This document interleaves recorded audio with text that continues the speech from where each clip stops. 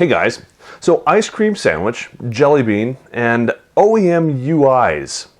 Why do we have them and why are they good for us? That's what we're going to talk about in today's episode of the Android Guy Weekly.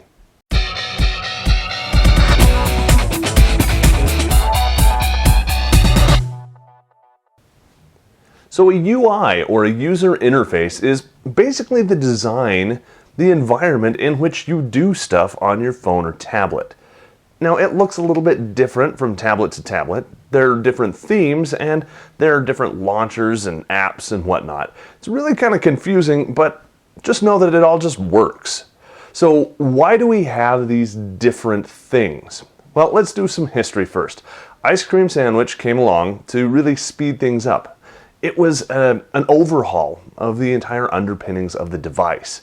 Now, this was really important, and it helped bring Android essentially from honeycomb, which was, like we said earlier, a necessary evil, up into a modern, smoother OS.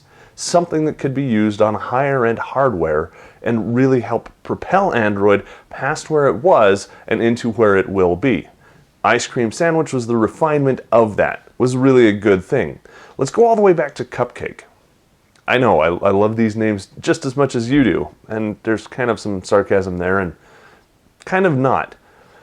Cupcake. I think that was version 1.5. It was the initial Android that came out on the G1 long ago.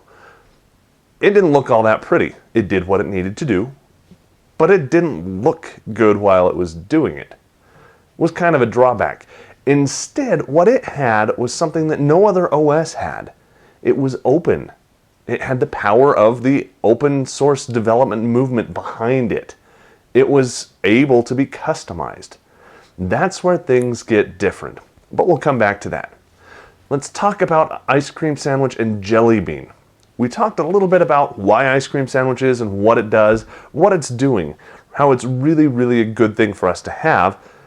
Jelly bean is the next version. Some people, we don't even know for sure that it's going to be called jelly bean. That's just what everybody kind of guesses, because J comes after I, and ice cream sandwich starts with I, and what other dessert would start with a J? If you know, let us know in the comments over at Pocketnow.com. But jelly bean, we also suspect, is going to be Android version 5.0. Some of us, though, aren't so sure.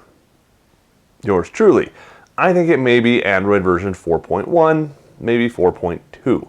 Why is that? We've heard some rumors that jelly bean, which is what we're going to call it for this video, isn't really that much of an improvement per se over ice cream sandwich. It's an incremental improvement rather than a huge leap. It's probably going to look a little bit different, but there's probably going to be a lot more stuff happening behind the scenes. Some more APIs may be open to us. There may be some more support for newer processors, graphics processors, and whatnot, and overall tweaks. Everything that they've learned up to this point, they're going to include in jelly bean. Now again, probably going to look a little bit different, but not too much. And that gets us to really the meat of what we're talking about. Why do we have all of these different things to make Android look different? So why do we need all of these different flavors, if you will, and if you'll pardon the pun?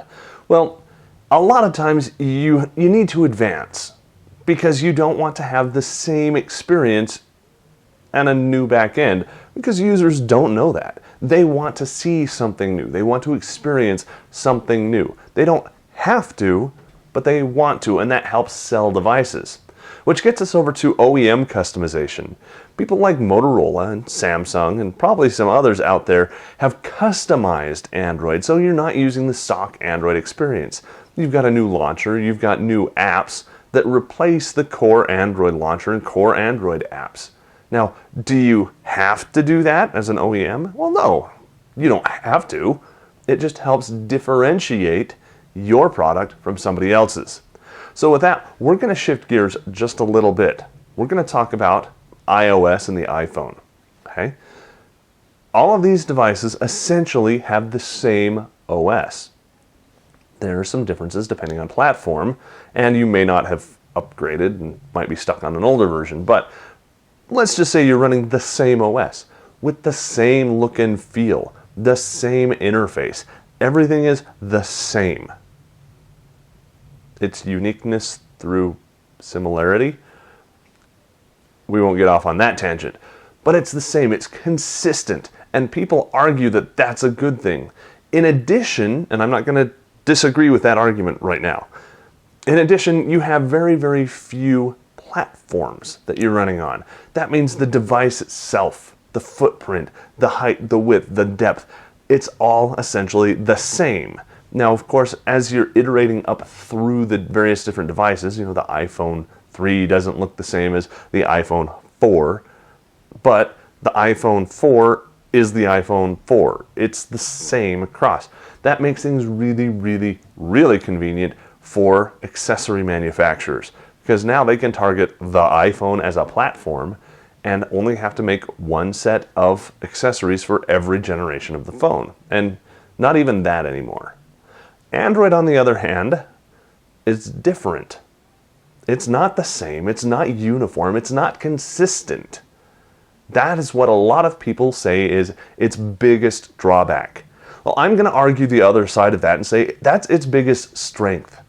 You see, people are different. I don't want the same things you want, and based on some of the comments that we've received in the past, you don't want a lot of the things that I want, and that's okay. You see, with Android, not only can you pick your carrier, but you can pick your device, you can pick your specifications. Essentially, you can pick your version of Android. You can pick what type of interface you want on it. And after the fact, if you don't like Moto Blur, if you don't like Sense, if you don't like TouchWiz UI, guess what? You can throw a third-party launcher onto your device, and essentially you've got a device that looks exactly like you want it, because you are the person that makes that decision. But things are different. That means OEMs can sell different products. It's not all the same thing. There are lots of competitors in the market. That's one of the reasons why Google is pushing out so many updates to the Android OS. All these different people are throwing in new stuff, a new processor, dual core, quad core, dodeca core. You see, manufacturers are coming out with all kinds of different variations. Why? Because people like you and I want them. Some people might want a 720p HD screen. Some people may want a screen that's more visible in bright light than looks good inside with no light. Some people might want a keyboard on the device. Some people might want that keyboard to slide out. Some people might not like the Sense UI. Some people might not like Moto Blur.